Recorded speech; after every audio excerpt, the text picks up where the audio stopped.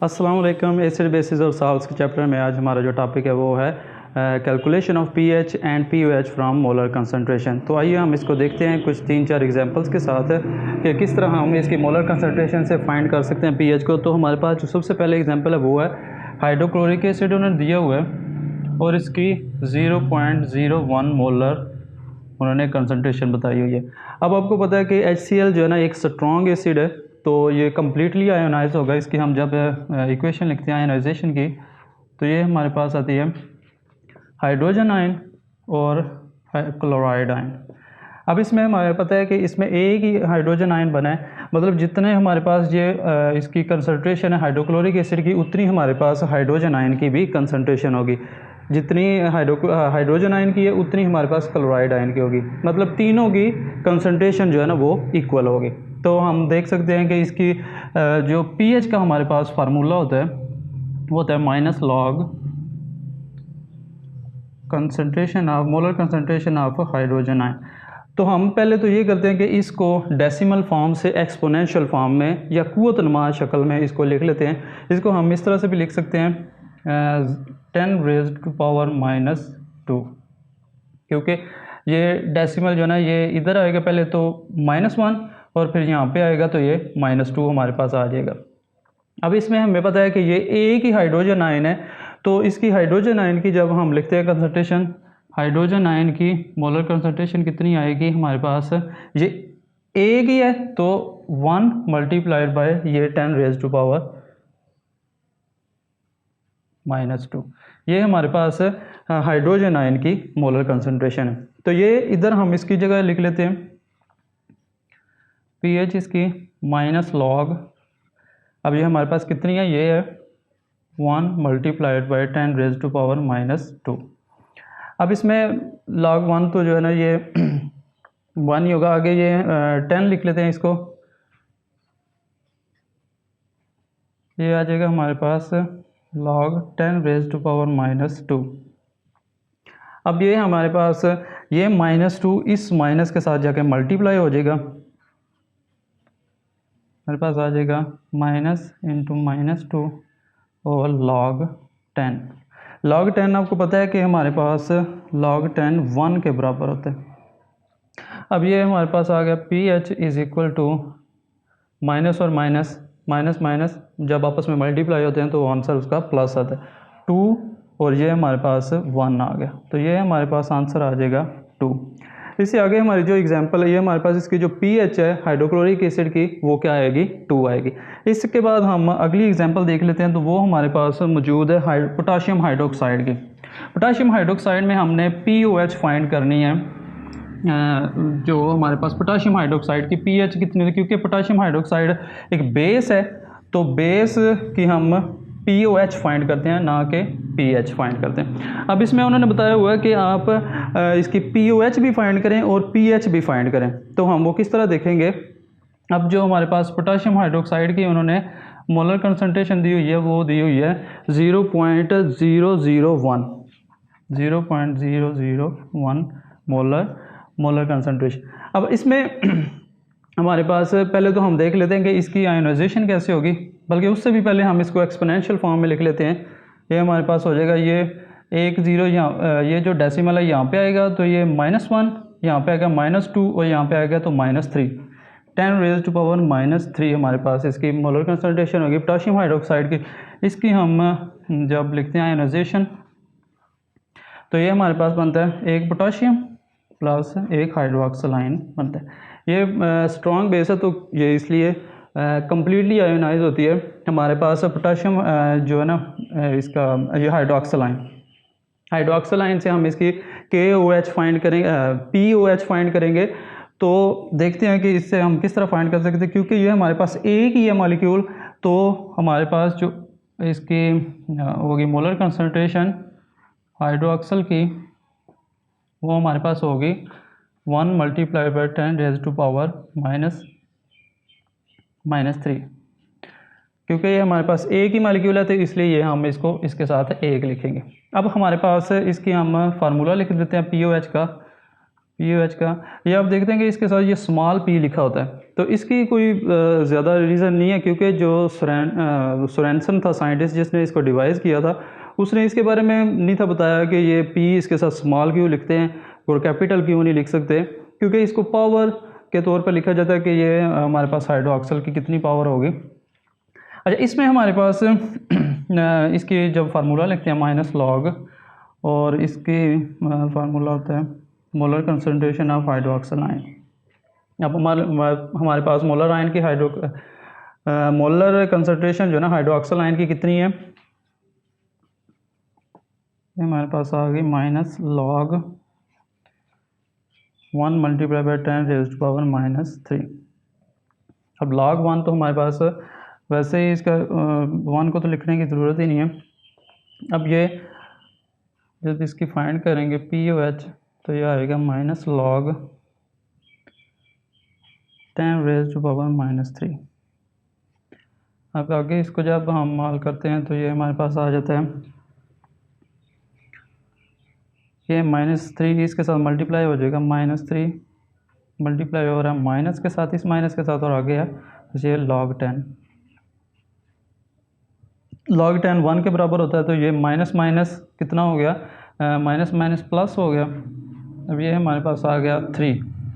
POH इसकी कितनी आ गई है 3। अब हमने इसकी pH फाइंड करनी है, तो आपको पता है pH और POH का जो हमारे पास एडिशन होती है, अगर इनको इकट्ठा लिखे तो वो 14 होता है।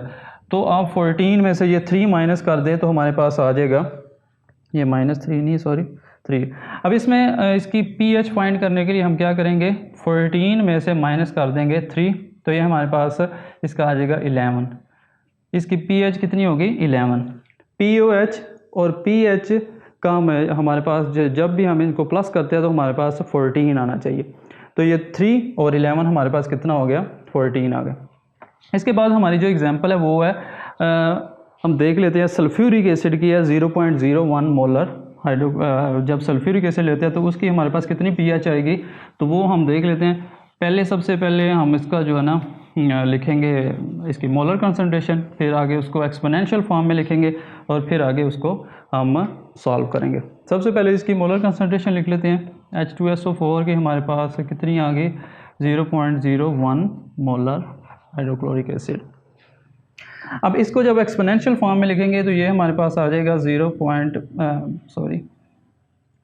10 रेज़ टू पावर -2, क्योंकि जब ये डेसिमल यहाँ पे आएगा तो -1 और यहाँ पे जब आएगा तो ये -2 हो जाएगा।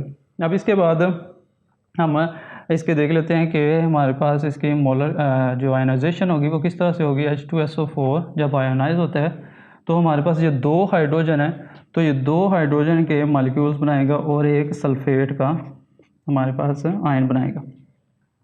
अब इसमें हमारे पास पहले जितने भी हमने रिएक्शन पढ़े हैं, जिनकी भी हमने pH फाइंड किया या POH फाइंड किया, उनमें एक एक हमारे पास मॉलिक्यूल आ रहा था, लेकिन यहाँ पे हमारे पास 2 मॉलिक्यूल्स हैं।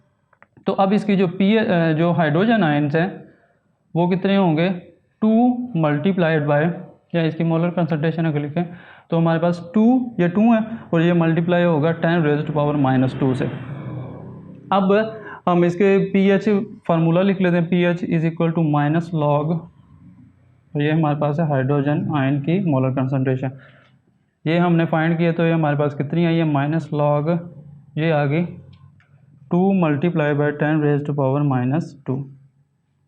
अब इसमें हमारे पास इसको जब ये लॉग इसके अंदर मल्टीप्लाई होगा तो हम इसको साथ पे लिख लेते हैं इधर, कि जब ये हमारे पास मल्टीप्लाई होता है अंदर, इसको हमने ब्रैकेट के अंदर जब मल्टीप्लाई किया, माइनस अभी बाहरी हमने रखनी है, माइनस लॉग 2, ये जब मल्टीप्लाई कोई चीज़ हो रही है तो लॉग आपको पता है कि प्लस में आ जाता है, plus log 10 raise to power -2। अब इस माइनस को हमें इधर मेन हमारे जो स्टेप्स हैं उनके अंदर मल्टीप्लाई कर लेते हैं। ये माइनस जब इसके साथ मल्टीप्लाई होगा तो हमारे पास आएगा log 2। अब हमारे पास आ गया ये प्लस और माइनस, हमारे पास कितना हो जाएगा, माइनस और log 10 रेज़ टू पावर -2, ये हमारे पास आ गया। अब हम इसको देख लेते हैं कि ये -2 जो है ना, इसके माइनस के साथ जब मल्टीप्लाई होगा तो हमारे पास आंसर आएगा 2। ये कैसे आएगा, ये भी आप देख सकते हैं, इधर हम इसको साथ में लिख लेते हैं, माइनस लॉग 10⁻², ये हमारे पास ये -2 इस माइनस के साथ मल्टीप्लाई होगा, -2 और log 10 हमारे पास आ जाएगा। अब ये -2 माइनस और माइनस मल्टीप्लाई होंगे तो हमारे पास आ जाएगा आंसर +2, और ये log 10 आपको पता है कि 1 के बराबर होता है, तो ये हमारे पास आंसर आ जाएगा 2 के बराबर। तो ये आ जाएगा -log सॉरी। अब इस जो -log 2 है ना इसको हम आगे लिख लेते हैं, क्योंकि ये हमारे पास ज़्यादा कन्वीनियंट होता है कि जो माइनस वाली वैल्यूज़ होती हैं उनको हम पॉजिटिव वैल्यू के बाद लिखें। तो 2 पहले आ जाएगा और -log2 बाद में आ जाएगा। अब इसको देखते हैं हम कि हमारे पास जो log2 है ना, इसको आपने कैलकुलेटर से फाइंड करना है। मैंने पहले ही यहाँ से फाइंड करके रखा हुआ है। तो log2 हमारे पास होता है 2 के बराबर। अब इसको हम ये सामने स्टेप में लिख लेते हैं। ये 2 हो गया, ये माइनस, और log2 कितना होता है 0.3। 0.3 को जब आप 2 में से माइनस करते हैं तो हमारे पास ये आंसर आ जाएगा। सॉरी, इतना मैंने ये गन डाल दिया, लेकिन अब इसको फिर से रेज करूँगा तो टाइम लगेगा। अब इसमें हमारे पास आ जाएगा 1.7 इसकी pH आ जाएगी। इस तरह से हमने इसकी pH फाइंड कर ली। अब इसके बाद हमारी जो लास्ट एग्जांपल है वो है हम POH फाइंड करेंगे कैल्शियम हाइड्रोक्साइड की। कैल्शियम हाइड्रोक्साइड आपको पता है कि एक स्ट्रॉन्ग बेस है, तो वो भी कम्प्लीटली आयोनाइज होगी।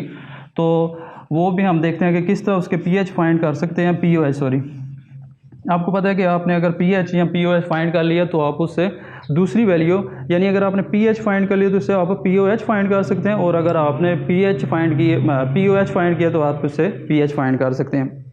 तो दोनों में से कोई एक अगर आपने फाइंड कर लिया तो दूसरी आपके लिए ईजी हो जाएगा। तो इसमें हम देखते हैं कि कैल्शियम हाइड्रोक्साइड की हम कैसे फाइंड करेंगे।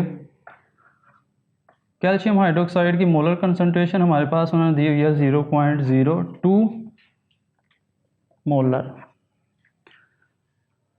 हाँ, 0.02 मोलर है। अब इसको हम एक्सपोनेंशियल फॉर्म में जब लिखेंगे तो ये हमारे पास आ जाएगा 2 × 10⁻²। अब इसमें हम लिख लेते हैं जो आयनाइजेशन है, आयनाइजेशन लिखेंगे। सॉरी, कैल्शियम का हमारे पास एक आयन बनता है और हाइड्रोक्सल के हमारे पास ये 2 आयन बनेंगे। ये हम इसकी pH हाइड्रोक्सल आयन की मोलर कंसंट्रेशन देख लेते हैं कितनी आएगी। ये हमारे पास 2, क्योंकि हाइड्रोक्सल है तो इसलिए हमारे पास 2 मल्टीप्लाई होगा। ये भी है 2 × 10⁻², क्योंकि हम इससे मल्टीप्लाई इसलिए कर रहे हैं क्योंकि ये जो है ना, जितने कैल्शियम का एक होगा ना, कैल्शियम एक मॉलिक्यूल होगा तो हमारे पास हाइड्रोक्सल के 2 मॉलिक्यूल होंगे। एक मॉलिक्यूल जो कैल्शियम हाइड्रोक्साइड का वो हमारे पास है 2 × 10⁻²। तो अगर हम इसका डबल करें तो वो हम इसको जो हमारे पास कैल्शियम हाइड्रोक्साइड की वैल्यू है इसको हम मल्टीप्लाई करेंगे 2 से। अब इसको हम देख लेते हैं। POH के जब हम फार्मूला लिखते हैं, POH = -log, ये हमारे पास आ जाएगा हाइड्रोक्सल आयन की मोलर कंसंट्रेशन। इसको जब हम हाइड्रोक्सल की मोलर कंसंट्रेशन इसके अंदर लिखेंगे तो ये हमारे पास आ जाएगा, इसको बल्कि 2 × 2 4 हो गया, तो ये हमारे पास आ गया 4 × 10⁻²। ये इन दोनों को मैंने मल्टीप्लाई करके 4 किया है, तो ये आपने इधर कंफ्यूज नहीं होना। अब इसमें इसी तरह जिस तरह हमने पहले लॉग को अंदर इसके मल्टीप्लाई किया था उसी तरह हम इसमें भी करेंगे। तो इधर जगह थोड़ी है, मैं अब इसको इधर कर लेता हूँ। ये log को हम इस ब्रैकेट के अंदर मल्टीप्लाई करने लगे, माइनस को हम बाहर लिख लेते हैं।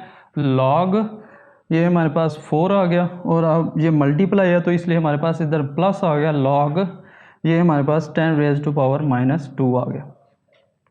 अब हम इसको इधर मेन हमारे स्टेप्स के अंदर लिख लेते हैं। इसको माइनस को हम इसके अंदर मल्टीप्लाई करेंगे तो ये हमारे पास आ जाएगा -log 4 माइनस ये अब प्लस, और ये माइनस हमारे पास कितना आ गया माइनस, ये log 10⁻²। अब ये इसको भी हम साइड पे कर लेते हैं कि इसका क्या आंसर आएगा। तो ये आपको पता है कि ये माइनस और ये माइनस आपस में मल्टीप्लाई हो गए पॉजिटिव में चेंज हो जाएंगे, और ये 10 के साथ जब ये मल्टीप्लाई होंगे तो ये इनका आंसर 2 आ जाएगा। लेकिन हम इधर इसको फिर से कर लेते हैं। ये हमारे पास log 10 रेज़ टू पावर -2 है। इसको हम करेंगे तो ये -2 इधर जाके मल्टीप्लाई हो जाएगा, ये माइनस और ये -2 और log हमारे पास 10 है, तो ये माइनस और माइनस कितना हो गया, माइनस माइनस प्लस 2 और ये हमारे पास log 10 है। log 10 आपको पता है कि 1 के बराबर होता है, तो ये हमारे पास आ गया 2, इसका आंसर आ गया। अब इसको हम जब लिखेंगे -log 4 माइनस, अब ये सॉरी पॉजिटिव हो गया, अब ये माइनस इसका हमने जो आंसर फाइंड किया ये वाला, ये आप देख सकते हैं कि इसका आंसर क्या था 2, तो इसको हम +2, ये हमारे पास इसका आंसर आ गया। तो पहले मैं आपको बताया कि जो पॉजिटिव वैल्यू होती है अगर आपको उसको शुरू में लिख लें तो हमारे पास जो आंसर फाइंड करना होता है वो इजीली हम उसको फाइंड कर सकते हैं। इसको हम अगले स्टेप में लिखते हैं POH इज़ इक्वल टू 2, ये 2 अब शुरू में आ गया, -log 4 भी, ये जो log 4 है ये भी आपने कैलकुलेटर से फाइंड करना था, मैंने ऑलरेडी फाइंड किया हुआ है, तो ये हमारे पास आता है 0.602। इसको हम लिख लेते हैं 2 -